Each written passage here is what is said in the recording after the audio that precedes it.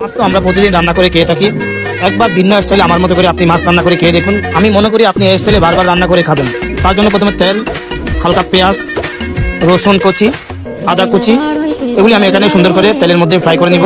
এরপর কাঁচামরিচ সিদ্ধ করে আমি বেটে নিছি। অবশ্যই এটা বেটে নিবে, ব্লেন্ড করবেন না। তারপরে এগুলি দিয়ে আমি মশলাটা ভালোভাবে কষিয়ে নিব, এখানে গুঁড়া করে নিব যেন কাঁচা একটা গন্ধ থাকে সেটা চলে যায়। এরপর আমি এখানে হালকা বাদাম বেটে দিয়ে দিছি, হালকা নারকেল বেটে দিয়ে দিছি।